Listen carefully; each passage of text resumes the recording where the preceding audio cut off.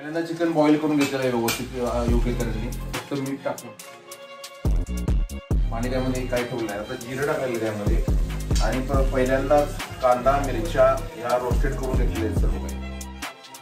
त्यामध्ये आता आपण थोडासा कांदा टाकावं.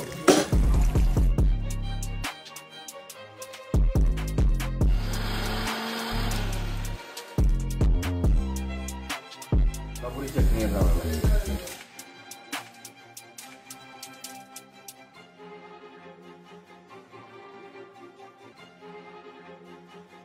तळलेल्या मिरच्या, कढीपत्ता,